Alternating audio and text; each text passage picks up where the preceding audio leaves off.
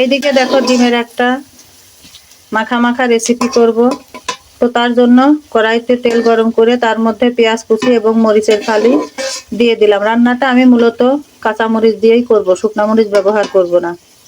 এইদিকে দেখো তেজপাতা নিয়েছি 3টা ছোট ছোট, গোলমরিচ আছে 5টা, কাবাব চিনি আছে 5টা, সাদা গোলমরিচ আছে 5টা, কালো গোলমরিচ 5টা, সাদা গোলমরিচ 5টা, পাকা মরিচ আছে শুকনা পাকা মরিচ 3টা, গরম মশলার ডাল আছে 1টা, ফল আছে 3টা, ভাতের চাউল আছে।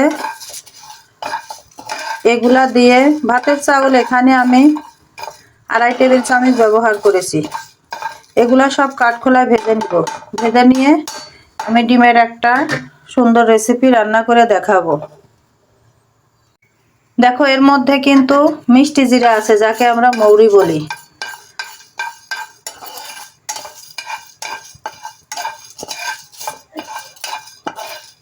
আর হ্যাঁ, তোমরা যদি পুরো রান্নাটা দেখো তবে শিখতে পারবে। স্কিপ করে যদি দেখো তাহলে কিন্তু কোনো রান্নাই তোমরা আমার কোনো রান্নাই শিখতে পারবে না।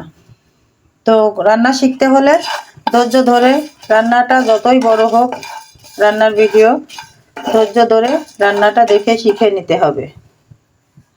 পেঁয়াজ মরিচগুলো ভাজা হয়ে গেছে, এর মধ্যে আমি এখন বাটা উপকরণগুলো দিয়ে দিব।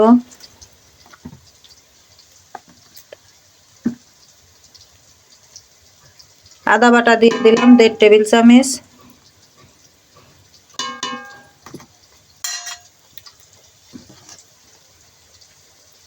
এবং রসুন বাটা দিয়ে দিলাম 2 টেবিল চামচ।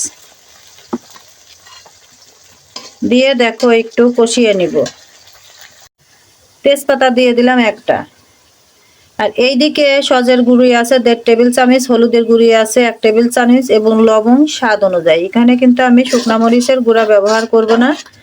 এই রান্নাটাই কেউ শুকনা মরিচের গুঁড়া ব্যবহার করুক আর না করুক, এই রান্নাটা। মশলাটা দেখো কষানো হয়ে গেছে। এখন এর মধ্যে ডিমগুলা দিয়ে দিব। ডিমগুলা কিন্তু আমি ডিপ ফ্রাই করি নাই, দেখো শ্যালো ফ্রাই করেছি।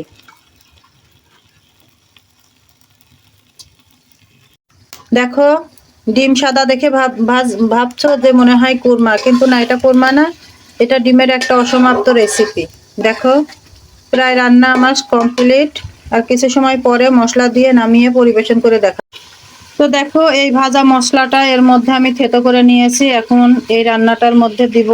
তো তার আগে আমি আরেকবার মশলার মধ্যে যে প্রণালীগুলো আছে সেইগুলো আমি তোমাদের বলছি। দেখো মৌরি আছে, যাকে বলে মিষ্টি জিরা 1.5 টেবিল চামচ, গোলমরিচ আছে সাদা 5টা, কালো গোলমরিচ 5টা, ভাতের চাউল আছে 3 টেবিল চামচ, তেজপাতা আছে ছোট 3টা, পোস্ত দানা আছে 2.5 টেবিল চামচ, শুকনা মরিচ আছে 3টা, ভাজা জিরা আছে 2.5 টেবিল চামচ, গরম মশলা ডাল আছে 1টা, গরম মশলার ফল আছে 3টা, লবঙ্গ আছে 5টা।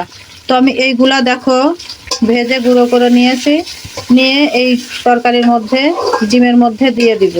আর ভাজা জিরার গুঁড়া তো দিতেই হবে। ভাজা জিরার গুঁড়া আছে তোমার 2.5 টেবিল চামচ। দেখো মশলাগুলো আমি দিয়ে সামান্য পানি দিয়ে ফাইনাল লুকটা দেখো। ডিমের অসমাপ্ত রেসিপিটা আমার কমপ্লিট।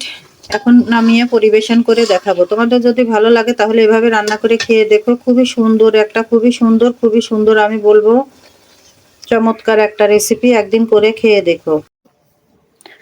ডিমের কত রকম আইটেম তো তোমরা খেয়ে দেখেছো, তা আমার মতন এইরকম একদিন রান্না করে দেখো। ডিমের অসমাপ্ত রেসিপিটা খেতে এত সুন্দর যে একবার রান্না করলে তোমাদের বারবার রান্না করতে ইচ্ছা করবে। তাহলে যে যেখান থেকে দেখছো সবাই ভালো থেকো, সুস্থ থেকো, আর সবাই দোয়া করো আমি যেন এভাবে সুন্দর সুন্দর রান্না তোমাদের উপহার দিতে পারি। আর আমরা আমাদের পরিবার পরিজন নিয়ে সবাই যেন ভালো থাকতে পারি। তোমরাও ভালো থাকো, সুস্থ থাকো। আজকে তাহলে রাখি এই পর্যন্তই। আল্লাহ হাফেজ।